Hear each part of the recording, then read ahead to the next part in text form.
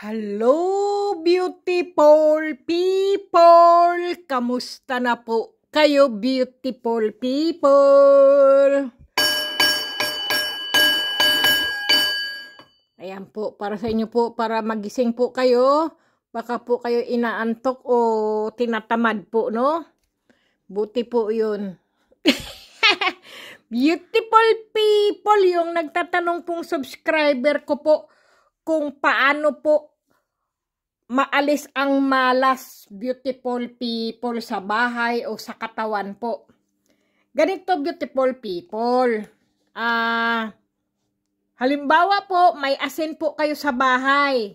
Ngayon po, yung asin po ay ilagay nyo po sa timba na may tubig po na maligamgam. Lagyan nyo po ng 1 kutsara o kaya po 3 kutsara. Ipaligo nyo po. Para bang nagki-cleansing po kayo ng inyong katawan po kung malas po ang inyong katawan. Baka may sumanib na kung anong kamalasan po o dumikit sa inyo po ay maalis, beautiful people. Yun po, yun. At saka po, nagpapaalis din po ng malas, beautiful people, yung pong magsindi po kayo ng insinso po sa bahay. Nagpapaalis po yan ng malas, beautiful people. May masama mang espiritu o negative po sa inyong bahay, ay yan po ay nagpapaalis po ng kamalasan po yan. Kasi po ang negative po na energy sa bahay po, ayaw na ayaw po ng aroma ng insinso po, no? Yan po. Ganun lang po kadali. At saka, beautiful people, halimbawa po kung kayo po ay ano ba tawag dito? Yung ano rin po, yung may ano din po kayo, magdala din po kayo ng anting-anting o agimat o mutya po sa inyong bag, sa inyong bulsa po. O mga medalyon po, yan din po ay nagpapaalis din po yan ng mga malas, beautiful people. Kung kayo po ay may anting-anting o agimat po o bertud po yung mga nakuha yung mga ano po, medalyon o mutya, beautiful people, yan po ay nagpapaalis din po yan ng malas po. At siyempre, beautiful people, ang mga kristal din po ay nagpapaalis din po yan ng mga negatibo o mga masasamang espiritu po o mga malas sa inyong kabahayan po. Kung kayo po ay may mga kristal sa bahay po. Kahit anong klaseng kristal, beautiful people, ilagay nyo po sa bulsa nyo o kaya po ilagay nyo sa bag nyo o kaya ilagay nyo po sa inyong mga kwarto o kaya po sa kusina, sa sala po, kahit anong klaseng mga kristal, beautiful people, o kaya po sa ilalim ng unan, yan din po ay nag-aalis din po yan ng mga kamalasan po. Okay, beautiful people, halimbawa po, yung nakabasag po kayo ng salamin, beautiful people, wag nyo po agad-agad itapon po yung salamin na basag po, no? Kailangan po, lagyan nyo lang po siya ng beautiful people. Huwag nyo po kagad ilagay sa basura yung basag na, halimbawa po, nakabasag kayo ng salamin. Huwag nyo pong ilalagay kagad sa basurahan po. Kailangan po, ilagay nyo po siya sa isang plastic o papel po, no? Mag-ingat lang, baka masugatan o matinik. Lagyan nyo muna po siya ng pulbos. Saka nyo po itatapon po ang basag na salamin po. Ganoon po. Halimbawa po, nakabasag kayo ng salamin. Sabi kasi po, malas daw po yun. 7 buwan yata, puro malas. Pag nakaganyan po kayo nangyari, lagyan nyo po ng pulbos po yung salamin na nabasag nyo po.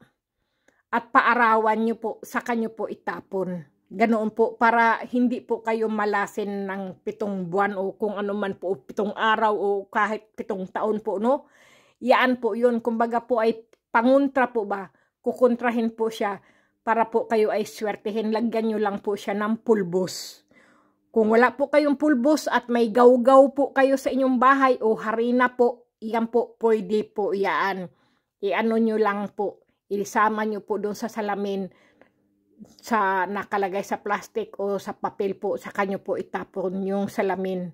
Tsaka alam nyo naman po, pagka ang salamin nyo po ay mga basag na po yan, ay wag nyo po yan hayaan sa inyong mga tukador o kaya sa inyong mga cabinet na nagsasalamin pa rin kayo kahit basag po. Masama po yan. Yan po ang pinakamalas po yan. Wala pong swerteng darating. Darating, nauudlot lagi po ang inyong swerte po kapag may mga ganyan po kayo, beautiful people. Okay? At saka nagpapaalis din po ng kamalasan, beautiful people, kapag lagi ka pong nagdarasal.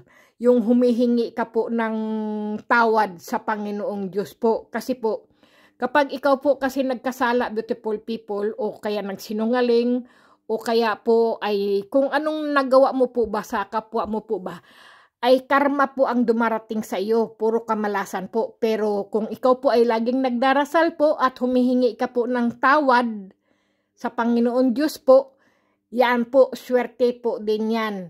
Nagtatanggal din po ng kamalasan po ang pagdarasal, beautiful people. Okay, beautiful people? Lalo na rin po yung maglilinis ka po ng bahay. Nag-aalis din po yan ng kamalasan, beautiful people. Yung lagi kang naglilinis ng bahay po, no? Malinis ang bahay mo.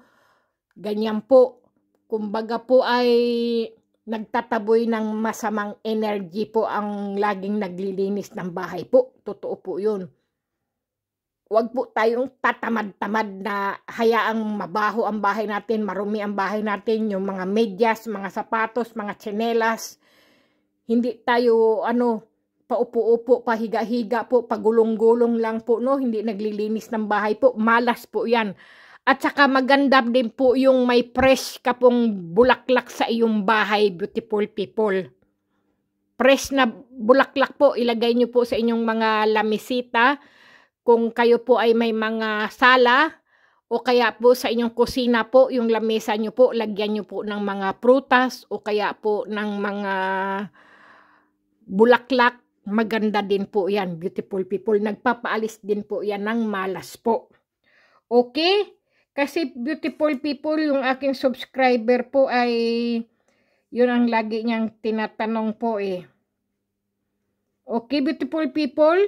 Yan lang, beautiful people, ang ating masasabi. At saka yung maganda din po yung nagpapaalis din po ng malas, beautiful people, yung maging mabait po tayo sa kapwa.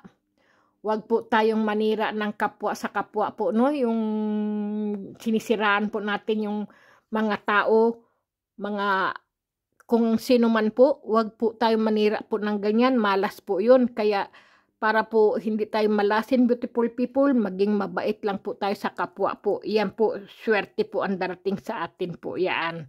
Okay, beautiful people, yan lang, beautiful people, ang aking masasabi sa inyo kung paano po mag-alis po ng malas. Yan lang, beautiful people, okay? At saka, beautiful people, ayan po, nakasindi na po ang kandila. Mag-wish po tayo, tahimik po tayo. Ang wish po natin, magandang kalusugan po para mahaba po ang buhay natin.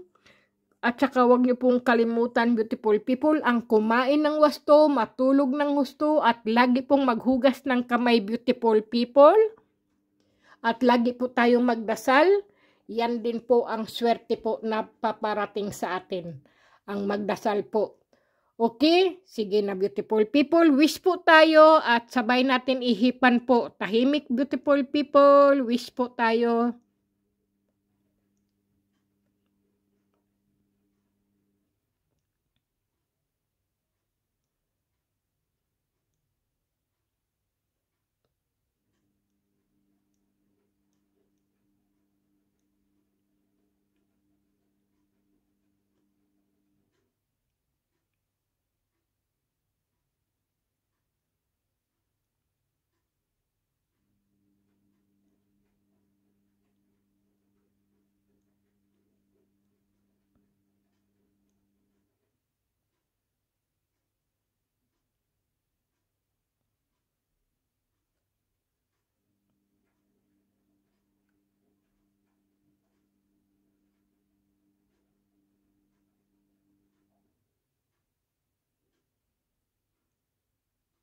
Okay, beautiful people, hayan na po.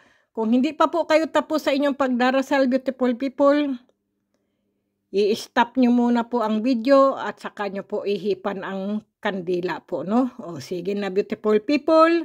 Magbilang po ako ng 3, sabay-sabay po natin ihipan ang kandila po. Para po ang wish po natin ay matupad po at ibigay po ng universum. Okay? 1, 2, 3. Ayan. Wow! Ang galing naman ng aking kandila. Nakita nyo po? Yung usok niya parang hindi ko po masabi. May mga numero 8, 9, 7, 6. Ano ba yun? 3. Ay, yun po ang nakita ko, beautiful people. Kasi po, paghipan ko po, nakapikit po kasi ako nag-wish. Nagdasal din po kasi ako, beautiful people. Nag-wish din po ako. Yung alam nyo na po, yung dasal ko, ay dasal ko po. Dasal nyo po, dasal nyo. Pag mulat po ng aking mata, tsaka hinipan ko po, yung iba-iba po ang nakita kong mga numero sa usok po ng kandila. Ang galing naman. Ewan ko lang po kung nakita nyo rin po. Ako nakita ko po Kaya nasabi ko po yung kung anong number yung mga nakita ko po ba. Okay, beautiful people. Sige na, beautiful people. God bless po. Ingat po kayo palagi. Stay healthy po. Good luck.